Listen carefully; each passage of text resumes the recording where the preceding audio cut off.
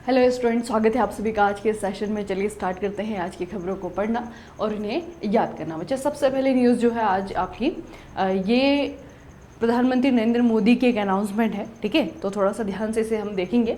देखना बच्चे, प्रधानमंत्री नरेंद्र मोदी की अध्यक्षता में केंद्रीय मंत्रिमंडल के द्वारा उत्तर प्रदेश के आगरा के सिंगना में अंतर्राष्ट्रीय आलू केंद्र इंटरनेशनल पोटैटो सेंटर के दक्षिण एशिया क्षेत्रीय केंद्र की स्थापना को मंजूरी दे दी गई है। ठीक है, सिंपल सा प्रश्न आपको पूछा जाएगा कि जो अंतर्राष्ट्रीय आलू केंद्र है इसका दक्षिण एशियाई क्षेत्रीय केंद्र भारत में कहाँ पे बनेगा। ठीक है, या फिर ऐसे ही पूछ दिया जाएगा कि दक्षिण एशियाई क्षेत्रीय केंद्र अंतर्राष्ट्रीय आलू केंद्र का कहाँ पर है। ठीक है, तो ये बनाया जाएगा इंडिया में। इंडिया में कहाँ पे? ये आपका यूपी में। यूपी में आपका जो पर्टिकुलर जगह है, इस जगह का नाम है आपका आगरा का सिंगना। ठीक है, याद रखना। बाकी बच्चे, इसी का अगर हम नेशनल लेवल पे देखेंगे तो भारत में भी अपना जो है आपका एक आलू राष्ट्रीय आलू अनुसंधान केंद्र है। ठीक है, या फिर एक इंस्टीट्यूट है और वो आपका है शिमला में। ठीक है, याद रखना, वो आपका कहाँ पे है? शिमला, हिमाचल प्रदेश में। ठीक है, तो वो भी आपका इंपॉर्टेंट रहेगा। ठीक है, तो ये भी बच्चे आपका करंट से रिलेटेड है, आपको याद रखना है। अच्छा, ये प्रस्ताव किसके द्वारा दिया गया था? तो कृषि एवं किसान कल्याण विभाग के द्वारा प्रस्ताव दिया गया था और अब जो है इस सेंटर को यहाँ पे बनाने को मंजूरी दे दी गई है। ठीक है, याद रखेंगे। अगली जो आपकी न्यूज़ है इफ्को के द्वारा ब्राजील में अपना पहला विदेशी नैनो उर्वरक संयंत्र स्थापित करने की घोषणा की गई है। आगे की न्यूज़ तब पढ़ेंगे, पहले जान लेते हैं कि ये इफ्को क्या है। ठीक है, बहुत इंपॉर्टेंट बच्चे, आपका एक ऑर्गेनाइजेशन है। ठीक है, यह है आपका Indian farmers fertiliser cooperative limited. ठीक है, नाम से आपको समझ में आ रहा होगा कि किसानों से रिलेटेड है और किसान भी जिस उर्वरक का इस्तेमाल करते हैं यानी कि फर्टिलाइजर का इस्तेमाल करते हैं उसका जो है आपका क्या है, एक संगठन है। ठीक है, इफ्को की अगर हम बात करें बच्चे, इसका हेडक्वार्टर नई दिल्ली में है। इसकी स्थापना 1967 में हुई थी और वर्तमान में इसके जो प्रेसिडेंट हैं इनका नाम है मिस्टर दिलीप संघानी। ठीक है, तो इतना आपको याद रखना है, ये आपका हो गया इफ्को। अब इफ्को के द्वारा यानी कि जो फर्टिलाइजर कॉर्पोरेशन है इनके द्वारा ब्राजील में अपना पहला विदेशी नैनो उर्वरक संयंत्र स्थापित करने की घोषणा की गई है।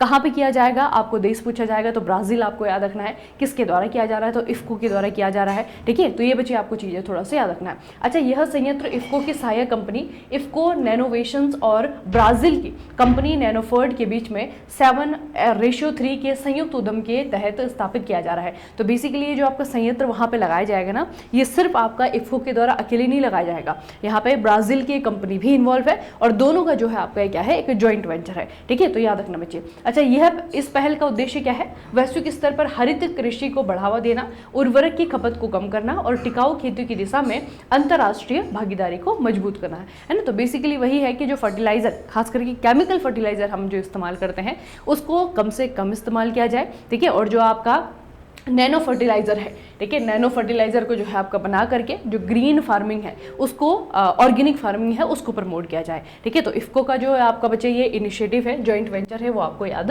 रखना है। अगली न्यूज़ जो है आपकी आंध्र प्रदेश सरकार की तरफ से है। आंध्र प्रदेश सरकार के द्वारा एक एजुकेशन सेक्टर में एक बच्चे इनके द्वारा विद्या शक्ति नाम की एक पहल शुरू की गई है। अब इस पहल का जो उद्देश्य है बड़ा ही अच्छा है। ठीक है, आपको खूब पसंद आएगा। इसका उद्देश्य है सरकारी स्कूलों में पढ़ने वाले धीमे सीखने वाले छात्रों को सहायता प्रदान करना। ठीक है, तो आप सभी को पता है, आप लोगों ने जो है बहुत सारी क्लास पास करके जो है आप यहाँ तक पहुँचे हैं। ठीक है, तो आप लोगों को पता होगा कि क्लास में जो है हर बच्चा एक जैसा नहीं होता है ना। कोई बच्चा ऐसा है कि जिसको सब कुछ याद रह जा रहा है। ठीक है, वो क्लास में थोड़ा सा ध्यान दे रहा है तो उसको सब कुछ पता है। दूसरा बच्चा ऐसा है कि जो ध्यान नहीं दे रहा है, ठीक है, इसके कारण उसको पता नहीं है। तीसरा एक बच्चा ऐसा है कि जिसकी लर्निंग प्रोसेस ही स्लो है, वो ध्यान भी दे रहा है लेकिन फिर भी उसके बावजूद भी वो कहीं ना कहीं पीछे रह जा रहा है। ठीक है, तो ऐसे बच्चों के लिए बच्चे आपका क्या है, एक विद्या शक्ति नाम से इनिशिएटिव शुरू किया गया है। याद रखना, ये आपका आंध्र प्रदेश सरकार के द्वारा है। अच्छा, ये बेसिकली काम कैसे करेगा, क्या है ये एक्चुअल में? तो विद्या शक्ति एक ऑनलाइन रेमेडियल क्लासेस आधारित योजना है जो कि छात्रों की शैक्षणिक प्रदर्शन में सुधार करने, ड्रॉप आउट दर को घटाने और नामांकन बढ़ाने की दिशा में एक सकारात्मक प्रयास होगा, है ना। तो बेसिकली जो है आपका एक ऑनलाइन क्लासेस जैसा है। ठीक है, बच्चों को जो है आपका पहले तो उसमें देखा जाएगा कौन सा बच्चा ऐसा है, एनालाइज करके, ठीक है, उसके बाद जो है उनको हेल्प की जाएगी ऑनलाइन क्लासेस के माध्यम से। ठीक है, तो इससे क्या होगा, इससे दो चीज़ें होंगी आपके। एक तो बच्चे जो है जो क्लास में है आपके आपके वो ड्रॉप आउट का मतलब कि स्कूल छोड़ने के ना, तो स्कूल जो है आपका वो जो ड्रॉप आउट की रेट है वो भी आपकी कम होगी। ठीक है, बच्चे रुकेंगे भी नहीं पिछली क्लास में, वो जो है आपका आगे क्लास की तरफ चलते रहेंगे। ठीक है, तो ये जो है आपका होगा, ये आपको थोड़ा सा याद रखना, विद्याशक्ति इसका नाम है और आंध्र प्रदेश सरकार की ये स्कीम है। अगला बच्चे, वन्य जीव संरक्षण की दिशा में एक ऐतिहासिक पहल करते हुए केरला राज्य ने, ये आपका स्टेट है केरला, केरला के द्वारा क्या किया गया है, यहाँ पे एक वन्यजीव अभ्यारण्य था, इसका नाम है अरलम वन्यजीव अभ्यारण्य। ठीक है, तो अरलम वन्यजीव अभ्यारण्य का नाम बदल करके इन्होंने अरलम तितली अभ्यारण्य कर दिया है। ठीक है, तो ऑब्वियस सी बात है, जो नाम में चेंज आया तो इसके काम में भी चेंज आया होगा। ठीक है, तो वन्यजीव अभ्यारण्य था पहले, अब जो है इसे तितली अभ्यारण्य कर दिया है। इसका मतलब है कि इसका जो सोल पर्पज अब है वो टुवर्ड्स है तितली के, है ना, मतलब कि इसका जो उद्देश्य है वो सिर्फ जो है आपका तितलियों के लिए, उनकी कंजर्वेशन के लिए आपका फिक्स कर दिया गया है। ठीक है, तो याद रखना बच्चे। और अब जो है भारत का पहला ऐसा संरक्षित वन क्षेत्र बन गया है जो कि विशेष रूप से तितलियों के लिए आरक्षित है। ठीक है, तो आपको याद रहेगा, ये आपका बच्चे केरला में है।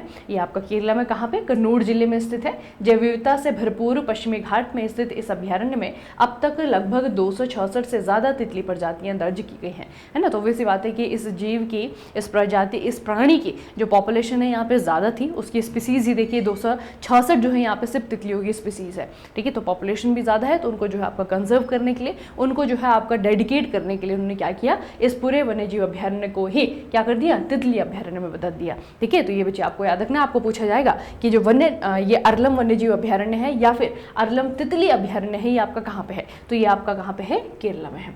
अगला प्रश्न बच्चे आपका, अगली जो आपकी न्यूज़ है स्पोर्ट्स से रिलेटेड है, ये है आपका अखिल भारतीय शतरंज महासंघ, एक तरीके की स्कीम ही है ये। अखिल भारतीय शतरंज महासंघ के द्वारा top national player scholarship scheme जो है आपकी शुरू की गई है।